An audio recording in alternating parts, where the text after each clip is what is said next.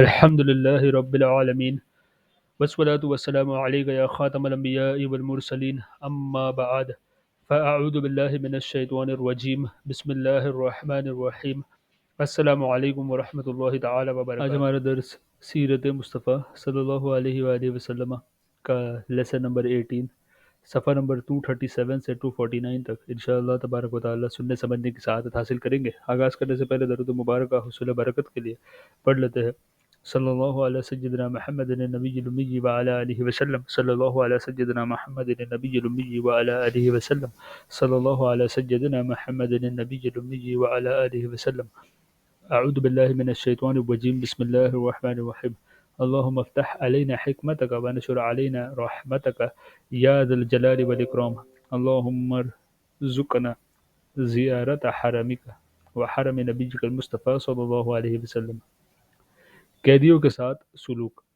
کفار مکہ جب اسیران جنگ بن کر مدینہ المنورہ میں آئے تو ان کو دیکھنے کے لیے بہت بڑا مجمع اکٹھا ہو گیا اور لوگ ان کو دیکھ کر کچھ نہ کچھ بولتے رہے۔ حضور صلی اللہ تعالی علیہ وآلہ وسلم کی زوجہ محترمہ حضرت بی بی سودا رضی اللہ تعالی عنہا ان قیدیوں کو دیکھنے کے لیے تشریف لائے اور یہ دیکھا کہ ان قیدیوں میں ان کے ایک قریبی رشتہ دار سہیل بھی ہے تو وہ بے ساختہ بول اٹھی کہ اے سہیل، تم نے بھی عورتوں کی طرح بیڑیاں پہن لی، تم سے یہ نہ ہو سکا کہ بہادر مردوں کی طرح لڑتے ہوئے قتل ہو جاتے۔ سیرت بن ہشام۔ ان قیدیوں کو حضور صلی اللہ تعالی علیہ وآلہ وسلم نے صحابہ میں تقسیم فرما دیا اور یہ حکم دیا کہ ان قیدیوں کو آرام کے ساتھ رکھا جائے۔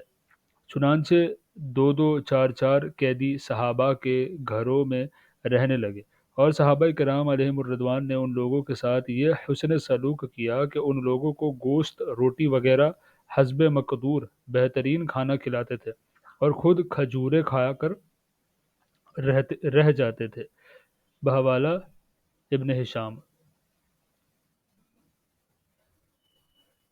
قیدیوں میں حضور صلی اللہ علیہ وآلہ وسلم کے چچا حضرت عباس کے بدن پر کرتا نہیں تھا، لیکن وہ اتنے لمبے قد کے آدمی تھے کہ کسی کا کرتا ان کے بدن پر ٹھیک نہیں اترتا تھا۔ عبداللہ بن ابی منافقین کا سردار چونکہ قد میں ان کے برابر تھا، اس لیے اس نے اپنا کرتا ان کو پہنا دیا۔ بخاری میں یہ روایت ہے کہ حضور صلی اللہ تعالی علیہ وآلہ وسلم نے عبداللہ بن ابی کے کفن کے لیے جو اپنا پیراہن شریف عطا فرمایا تھا وہ اسی احسان کا بدلہ تھا۔ سبحان اللہ۔ اسیران جنگ کا انجام۔ ان قیدیوں کے بارے میں حضور صلی اللہ تعالی علیہ وآلہ وسلم نے حضرات صحابہ کرام علیہم الرضوان سے مشورہ فرمایا کہ ان کے ساتھ کیا معاملہ کیا جائے۔ حضرت عمر رضی اللہ تعالی عنہ نے یہ رائے دی کہ ان سب دشمن اسلام کو قتل کر دینا چاہیے اور ہم میں سے ہر شخص اپنے اپنے قریبی رشتہ دار کو اپنے تلوار سے قتل کرے، مگر حضرت ابوبکر صدیق رضی اللہ تعالی عنہ نے یہ مشورہ دیا کہ آخر یہ سب لوگ اپنے عزیز اور اقارب ہی ہے، لہٰذا انہیں قتل نہ کیا جائے بلکہ ان لوگوں سے بطور فدیہ کچھ رقم لے کر ان سب کو رہا کر دیا جائے۔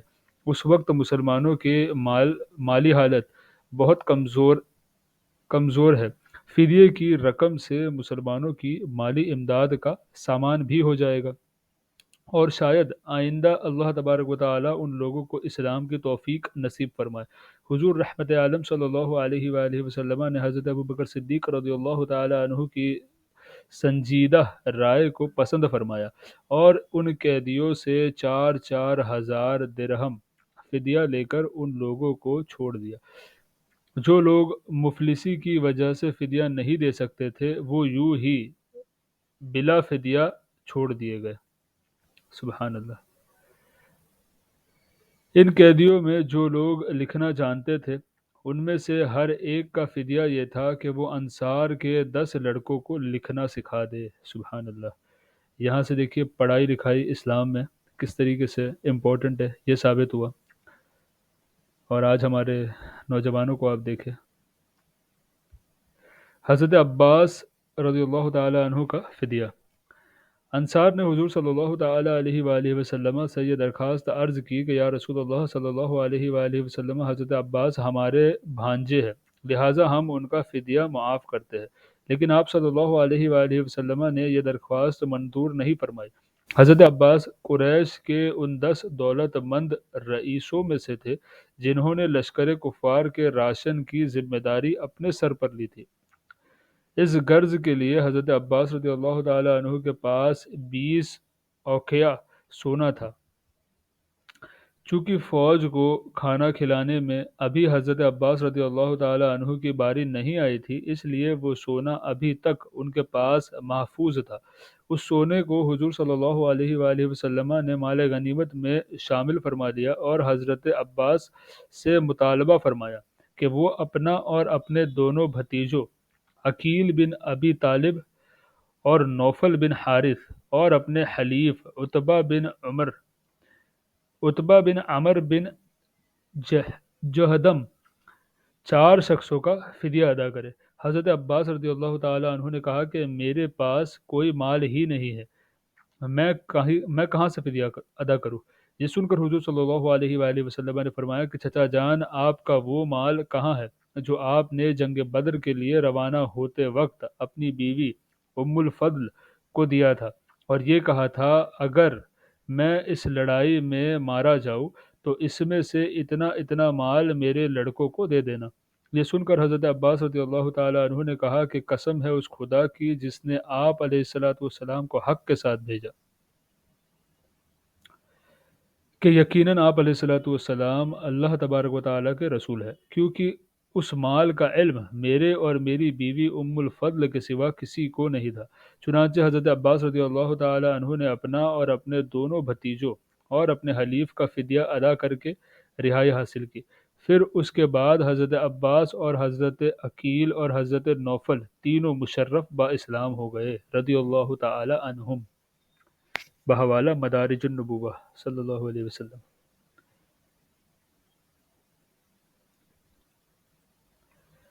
حضرت زینب کا ہار۔ جنگ بدر کے قیدیوں میں حضور صلی اللہ علیہ وآلہ وسلم کے داماد ابو العاص بن الربیع بھی تھے۔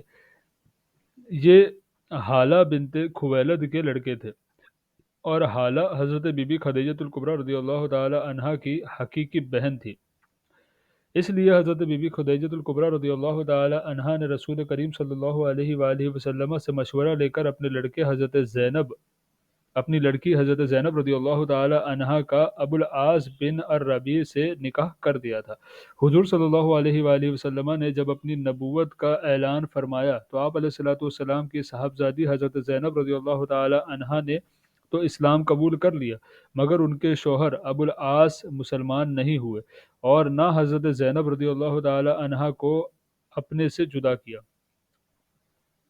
ابو العاص بن الربیع نے حضرت زینب رضی اللہ تعالی عنہا کے پاس قاصد بھیجا کہ فدیہ کی رقم بھیج دے۔ حضرت زینب رضی اللہ تعالی عنہا کو ان کی والدہ حضرت بی بی خدیجہ الکبریٰ رضی اللہ تعالی عنہا نے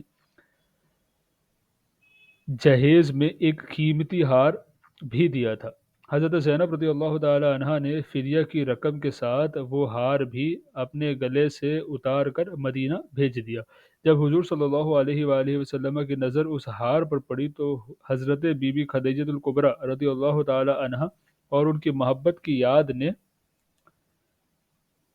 قلب مبارک پر ایسی رقت انگیز اثر ڈالا کہ آپ علیہ الصلوۃ والسلام رو پڑے اور صحابہ کرام علیہم رضوان سے فرمایا کہ اگر تم لوگوں کی مرضی ہو تو بیٹی کو اس کی ماں کی یادگار واپس کر دو۔ یہ سن کر تمام صحابہ کرام علیہم الرضوان نے سر تسلیم خم کر دیا اور یہ ہار حضرت بی بی زینب رضی اللہ تعالی عنہا کے پاس مکہ بھیج دیا گیا۔ سبحان اللہ۔ ابو العاص رہا ہو کر مدینہ المنورہ سے مکہ المکرمہ آئے اور حضرت بی بی زینب رضی اللہ تعالی عنہا کو مدینہ بھیج دیا۔ ابو العاص بہت بڑے تاجر تھے، یہ مکہ سے اپنے سامان تجارت لے کر شام گئے اور وہاں سے خوب نفع کما کر مکہ آ رہے تھے کہ مسلمان مجاہدین نے ان کے قافلے پر حملہ کر کے ان کا سارا مال اور اسباب لوٹ لیا، اور یہ مال غنیمت تمام سپاہیوں پر تقسیم بھی ہو گیا۔ ابو العاص چھپ کر مدینہ المنورہ پہنچے اور حضرت زینب رضی اللہ تعالی عنہا نے ان کو پناہ دی، اپنے گھر میں اتارا، پناہ دے کر کے اپنے گھر میں اتارا۔ حضور علیہ الصلوۃ والسلام نے صحابہ کرام علیہم الرضوان سے فرمایا کہ اگر تم لوگوں کی خوشی ہو تو ابو العاص کا مال اور سامان واپس کر دو۔ فرمان رسالت مآب صلی اللہ علیہ وآلہ وسلم کا اشارہ پاتے ہی تمام مجاہدین نے سارا مال و سامان ابو العاص کے سامنے رکھ دیا۔ ابو العاص اپنا سارا مال اور اسباب لے کر مکہ آئے اور اپنے تمام تجارت کے شریکوں کو پائی پائی کا حساب سمجھا کر اور سب کو اس کے حصے کی رقم ادا کر کے اپنے مسلمان ہونے کا اعلان کر دیا۔ سبحان اللہ۔ اور اہل مکہ سے کہہ دیا کہ میں یہاں آ کر اور سب کا پورا پورا حساب ادا کر کے مدینہ جاتا ہوں، تاکہ کوئی یہ نہ کہہ سکے کہ ابو العاص ہمارا روپیہ لے کر تقاضا کے ڈر سے، یعنی کہ ادا کرنے کے ڈر سے مسلمان ہو کر مدینہ بھاگ گیا۔ اس لیے بعد حضرت ابو العاص رضی اللہ تعالی عنہ مدینہ المنورہ آ کر حضرت بی بی زینب رضی اللہ تعالی عنہا کے ساتھ رہنے لگے۔ سبحان اللہ۔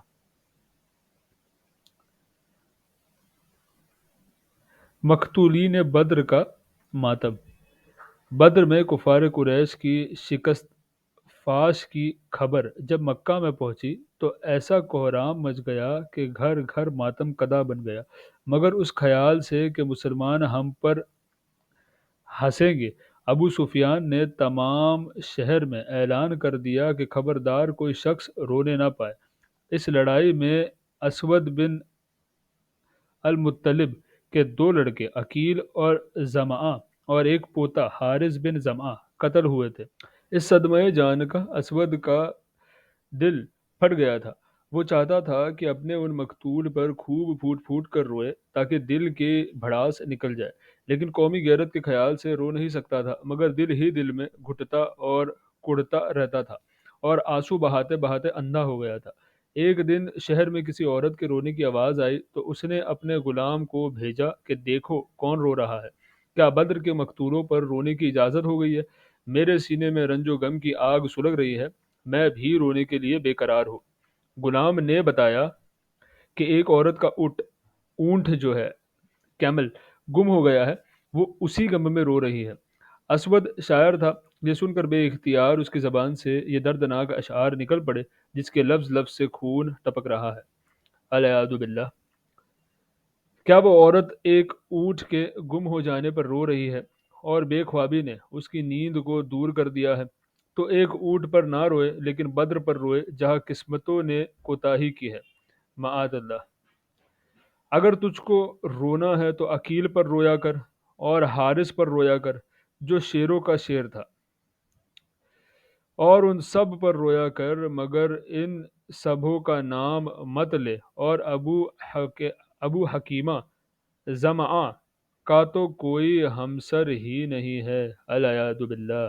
یہ سب مارے گئے تھے نا جنگ بدر میں، یہ سب کافر لوگ تھے، تو وہ ان کا حامی تھا، اس وجہ سے ان لوگوں کے حمایت میں اس نے شعر پڑھا۔ عمیر اور صفوان کی خوفناک سازش۔ ایک دن عمیر اور صفوان دونوں حتیم کعبہ میں بیٹھے ہوئے مقتولین بدر پر آنسو بہا رہے تھے۔ ایک دم صفوان بول اٹھا کہ اے عمیر، میرا باپ اور دوسرے رؤسائے مکہ جس طرح بدر میں قتل ہوئے ان کو یاد کر کے سینے میں دل پاش پاش ہو رہا ہے، اور اب زندگی میں کوئی مزہ باقی نہ رہ گیا۔ عمیر نے کہا کہ اے صفوان، تم سچ کہتے ہو، میرے سینے میں بھی انتقام کی آگ بھڑک رہی ہے۔ میرے اعزا و اقربا، یعنی میرے عزیز اور اقارب جو قریب کے تھے، بھی بدر میں بے دردی کے ساتھ قتل کیے گئے ہیں، اور میرا بیٹا مسلمانوں کے قید میں ہے۔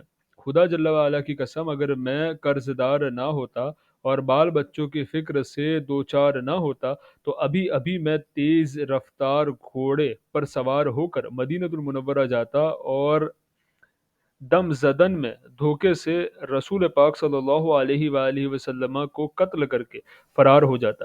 یہ سن کر صفوان نے کہا کہ اے عمیر، تم اپنے قرض اور بچوں کی ذرا بھی فکر نہ کرو، میں خدا جل وعلا کے گھر میں عہد کرتا ہوں کہ تمہارا سارا قرض ادا کر دوں گا، اور میں تمہارے بچوں کی پرورش کا بھی ذمہ دار ہوں۔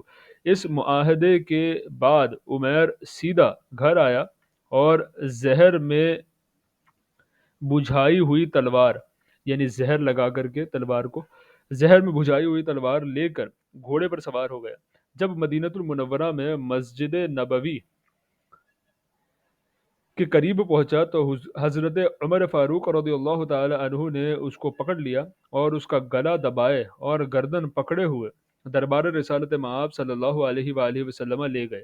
حضور علیہ الصلوۃ والسلام نے پوچھا کہ کیوں عمیر، کس ارادے سے آئے ہو؟ جواب دیا کہ اپنے بیٹے کو چھڑانے کے لیے۔ آپ علیہ الصلوۃ والسلام نے فرمایا کہ کیا تم نے اور صفوان نے حتیم کعبہ میں بیٹھ کر میری قتل کی سازش نہیں کی ہے؟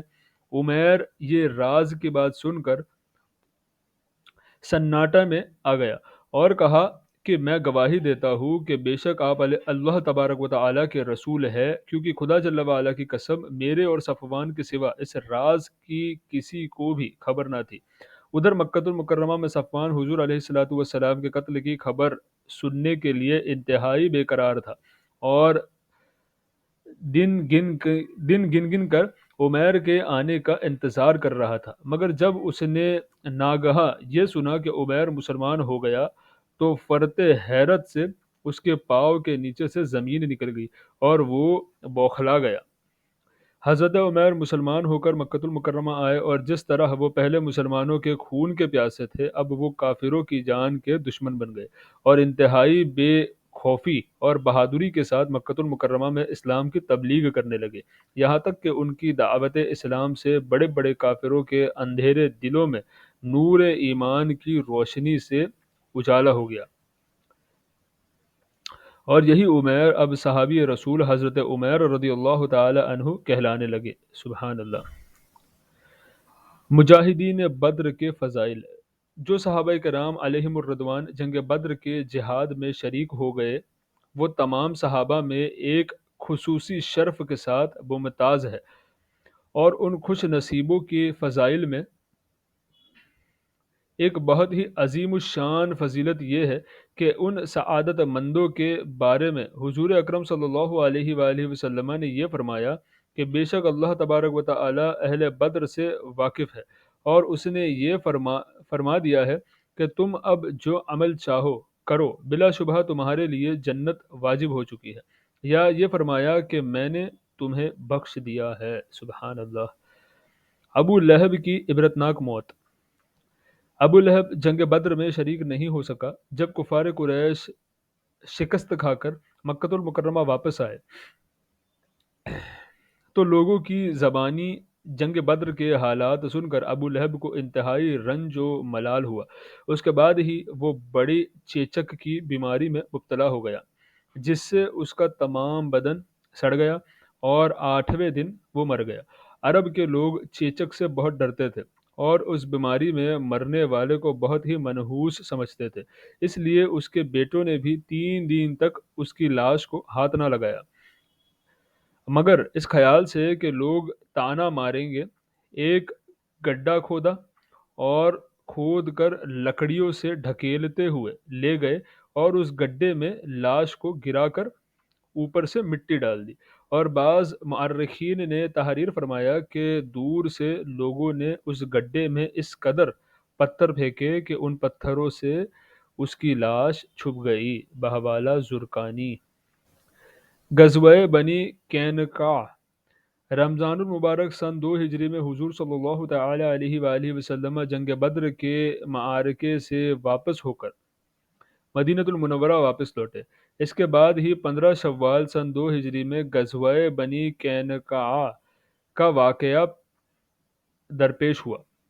ہم پہلے لکھ چکے ہیں کہ مدینہ المنورہ کے اطراف میں یہودیوں کی 3 بڑے بڑے قبائل آباد تھے، بنو قینقاع، بنو نذیر، بنو قریظہ۔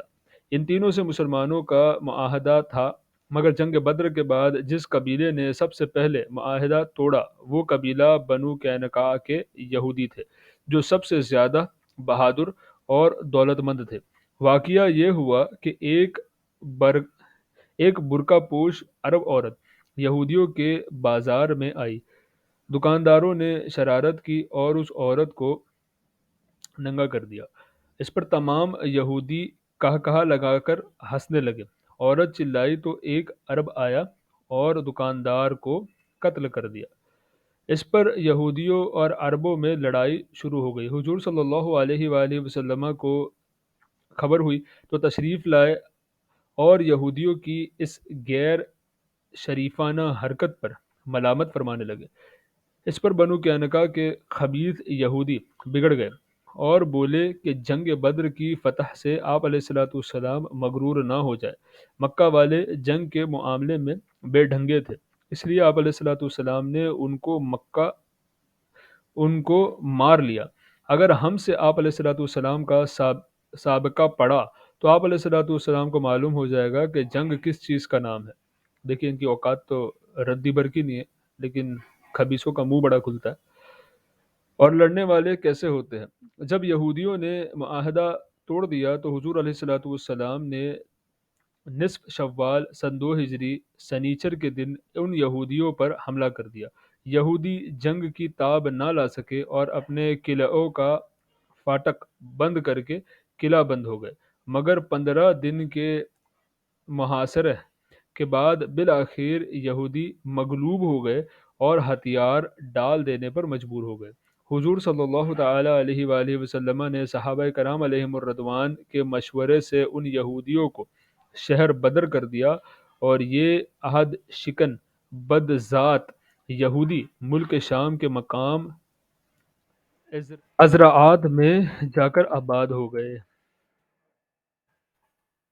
غزوہ سویق، یہ ہم تحریر کر چکے ہیں کہ جنگ بدر کے بعد مکہ المکرمہ کے ہر گھر میں سرداران قریش کے قتل ہو جانے کا ماتم برپا تھا، اور اپنے مقتولوں کا بدلہ لینے کے لیے مکہ المکرمہ کا بچہ بچہ مضطرب اور بے قرار تھا۔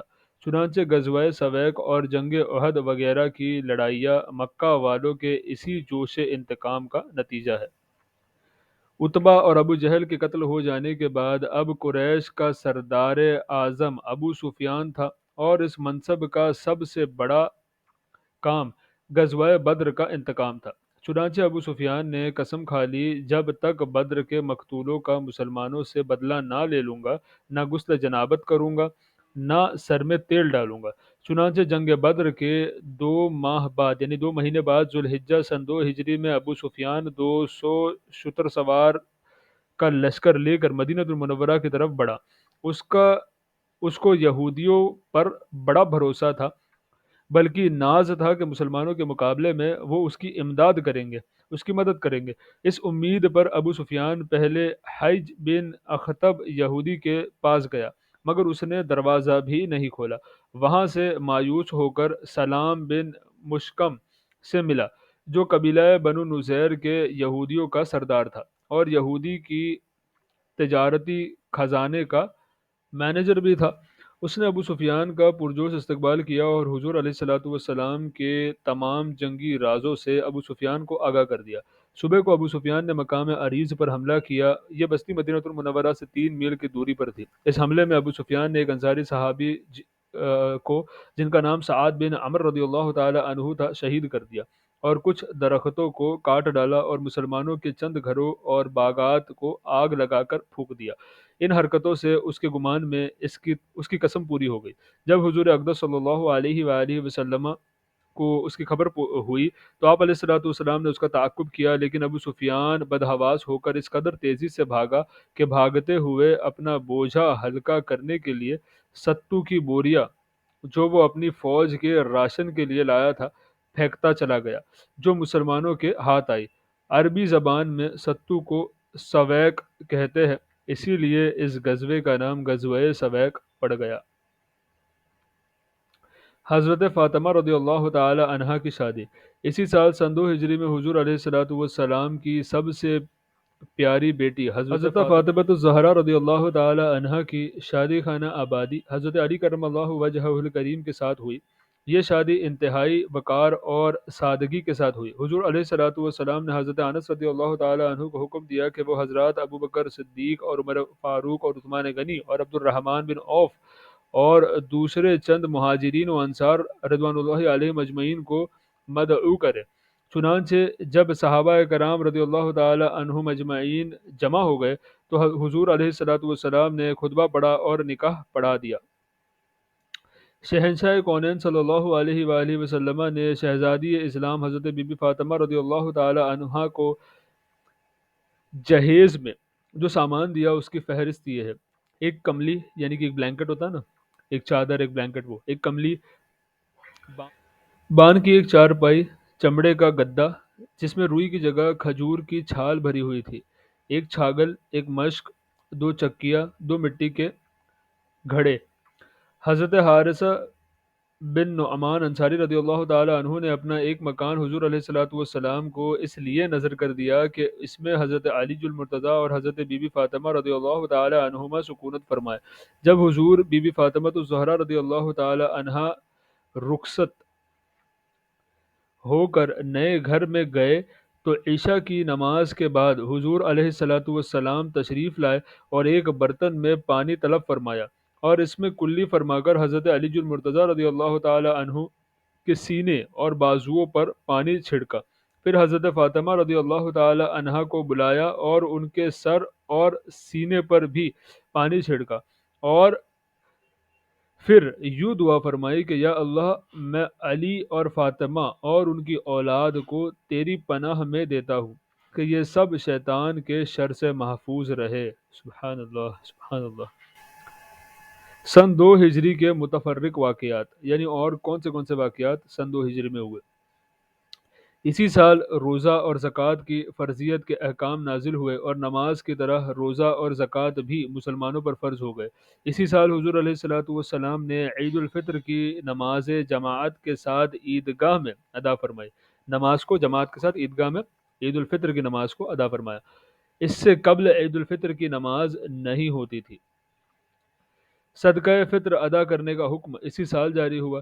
اسی سال 10 ذوالحجہ کو حضور علیہ الصلوۃ والسلام نے بقرہ عید کی نماز ادا فرمائی اور نماز کے بعد 2 مینڈوں کی قربانی فرمائی، غالباً ایک اپنے حصے کی اور ایک تمام امت کے حصے کی۔